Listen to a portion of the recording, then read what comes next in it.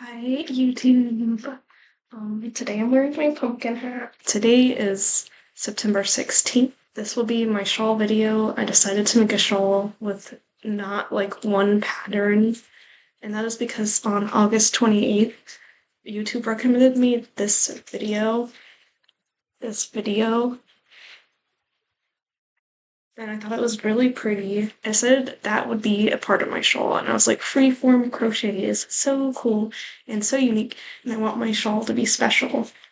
And this was August 28th, and the wedding would be September 21st, 22nd, or 23rd. Now I know it's going to be September 22nd. Today's September 16th, and on August 28th is when I began making those freeform motifs, and I'm still not done with the shawl. It's August 16th, but I have a backup top if I run out of time. But I also need to make my nephew a Minecraft creeper. So this shawl, no pattern, well, multiple different YouTube tutorials. It's very gonna be Frankensteined together. I guess it's the season for Frankenstein, though. So I knew I was gonna use this yarn that I bought like 5 years ago off Etsy. Some 100% silk, very tiny, US size 0. I only have one that's still like this big, and I had two that were in balls, and then I got a yarn winder, so I have one that's a cake, and I had used this previously, held 3 and 2 together to make these rainbow sleeves, so I'd already used some of this yarn. I also decided I was gonna copy the dimensions of this like kimono type shawl, so it's just one big rectangle in the back and then 2 smaller rectangles in the front with very big sleeves. Then, loosely following that freeform spiral motif tutorial, I decided to use these two needle sizes based on vibes. Oh my god, I just called hooks needles. Feel free to unsubscribe right now. But here's the first motif I made, and I also thought since I'm dealing with rectangle squares, it would be easier to form the motif into a square. I honestly kind of regret this, and I wasn't sure because it felt tedious forming it into a square, but I kept going. And here is the second square I made, much bigger than the first, because I thought it would be a cool idea to spiral out. I really liked how this went, but again, forming it into a square was very hard, and it's a very wobbly square. And I have no blocking tools. So here's the third one I went, where I tried going for a rose vibe, but it honestly doesn't look as good as these.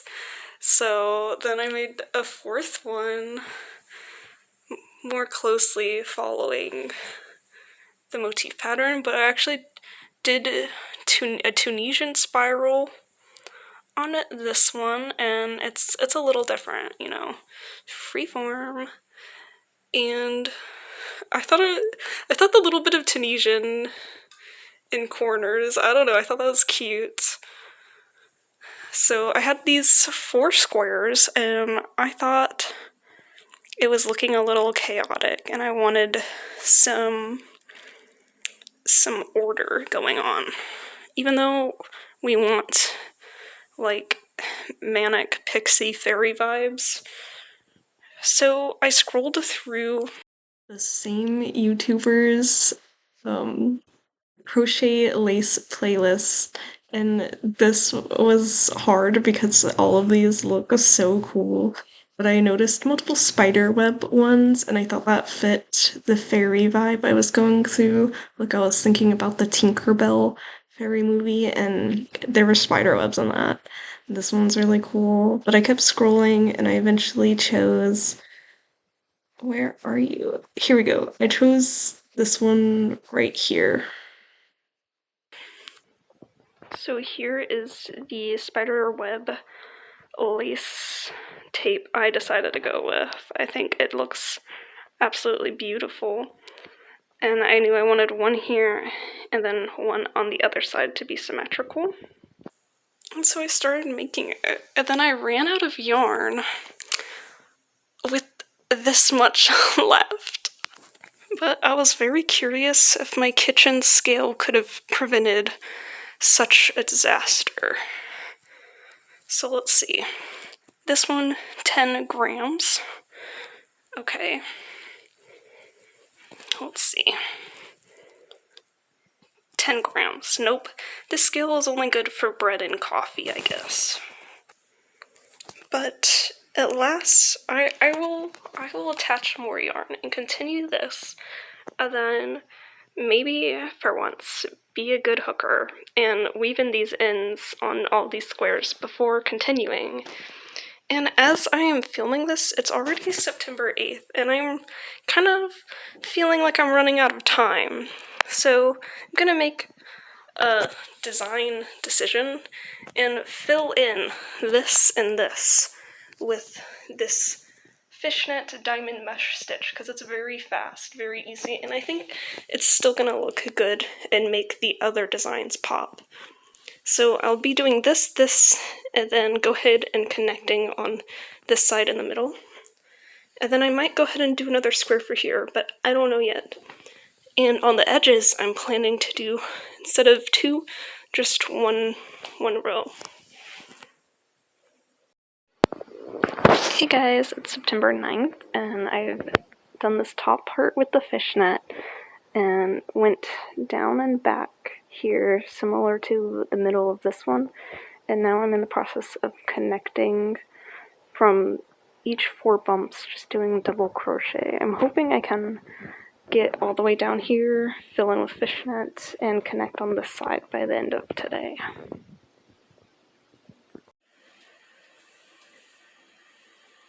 Hi guys, it's September 10th, and I have connected all of this so far. As you can see, I did the diamond mesh stitch here, but then down here I decided to do these stitches instead.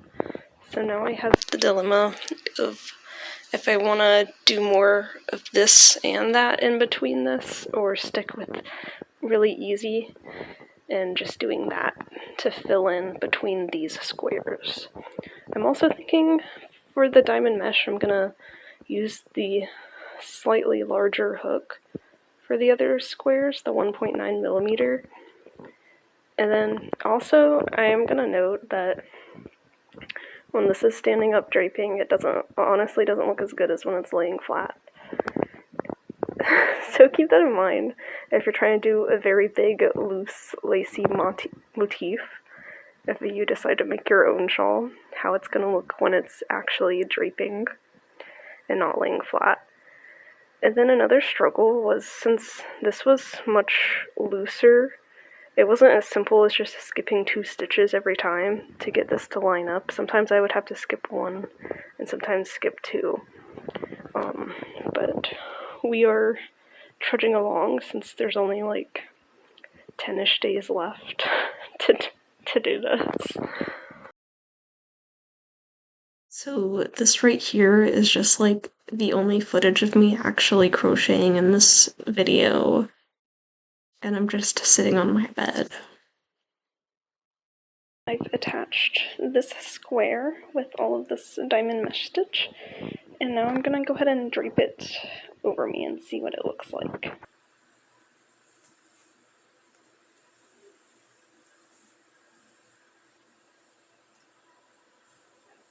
So I just wanted to say, before this point of just like draping that over me, I was feeling like I was running out of time, and I may have like hurt myself by searching on YouTube crochet shawl, and then seeing like this YouTuber having a ton of beautiful shawl patterns. They all looked so good, and I was like, why didn't I just follow a pattern? But once I tried it on, it made me feel a lot better. Alright, besides the bottom edging, the back is done. And it's September 11th. And this is just what the other side looks like. So looking at the shawl dimensions that I'm copying, this part kind of gets hidden, so that's probably just going to be more diamond mesh. And then like 2 or 3 flower motifs up here, and I'm not going to bother with turning them into squares this time because that was very tedious. But I'm going to start in the front. I started making this lace tape to maybe use as the border on the front, the vertical border, but I'm not sure about how it'll look when it's like draping yet. So it's September 12th, and I just like impulsively decided that I would get this stamp and at least lay it flat. And I have it pinned down in some areas here and here where this is a fishnet I did with the bigger hook, and I just knew I needed to stretch it out and put something on it. So, yep. And here's the progress for my first front panel. I impulsively also decided to try out another lace stitch, this flower star lace stitch. So I just used random heavy things to hold it down, and here's what it looks like. So I figured I would probably run out of this awesome silk yarn, and that I didn't have enough time to order more from the internet. So I went to a yarn store, and they had nothing close to this. So once I got some sock yarn because I felt like I needed to buy something, so I was like, "Where's your discount section?" It's my number one thing I ask when I go to a new yarn store. I got this for socks. I've never knitted socks in my life, but fall is coming up. So then I went to that was like a 20-minute drive. Went to the next closest one that was 30 minutes away, and I found this, which is half silk, half bamboo, in the colorway Buttercream, which is definitely a different color, but I thought for border edging, if I was running out of this for my top, would work well. And it's very pretty. It's the full studio. It was definitely, and it happened to be on clearance in the last one they had. It was originally $37, and I got it for like $30 after tax, which was crazy. But we're splurging for this weather. This is blocked. I'm gonna go ahead and attach it to this edging and hopefully finish one of the front panels.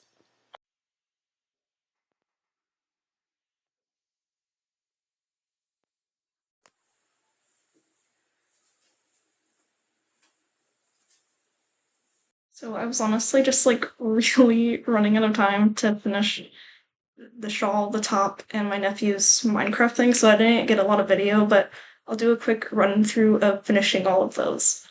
So you had just seen me finish this front panel. Link in the description to all the stitches.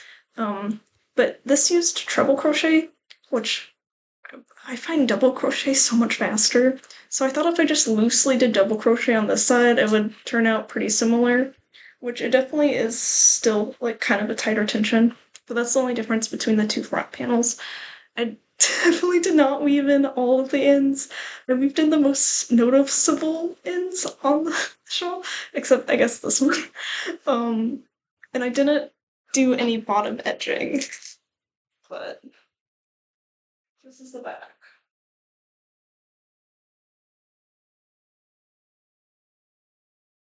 I absolutely love it. And then on the first part of the car ride, I did my nephew's Minecraft Creeper. Here's a few photos of that. And then I had started the top before the car ride. I'll go through everything I did. Links to, this is the same border as this, but I did use this buttercream yarn, even though I still have this much silk left, so I probably could have done more. Who knows if I would have run out or not. I might see later. But I started with the cups, and I just did alternating front and back post stitches, and then I did something called waffle stitch. I wanted to do something really textured in hopes that even though this is very fine and silk, not stiff at all, I was hoping the texture would hide nipple see-through, which I think it did work pretty well. Plus, it was hot outside, so you know, no no poking through was showing, which was good. So the cups were very much free-handed. And then I just went and did double crochet because faster and running out of time, but I still think it looks good. And I did this cage thing, which is the first time I've made a cup top with a cage. In other cup tops, I feel like my nipples are gonna just like pop out at any moment, which I don't feel like that with this one at all, which I really like the halter crochet top. Like, this is honestly one of the most comfortable crochet tops I've ever made. And then the bottom edging is just a flower lace tape linked below. And then this butterfly, also a YouTube tutorial linked below. And then this is just tied in the back. For the strap tying in the back, I was making it the night before and I forgot I needed a strap to connect the back, so it's just chain stitch, and I made it way too long because I was worried it would be too short. I'm definitely gonna redo that and do a chain stitch and then slip stitch or single crochet because I hate when it's just a chain stitch. Like, nah. But so yeah, here's the back. Which also, for usually I don't like the crochet tops that tie behind your neck because I feel like they, I don't know, hurt my neck. But with the halter design, like, this is so comfortable. And then this is the skirt I was wearing, which is white, even though this silk is natural white. I don't care. Oh yeah, I tried, I'm a big fan of thrifting things. I went to like 10 different thrift stores. Could not find a single long white skirt, so I caved and I just ordered like this off Amazon for like $30, which, that's the skirt.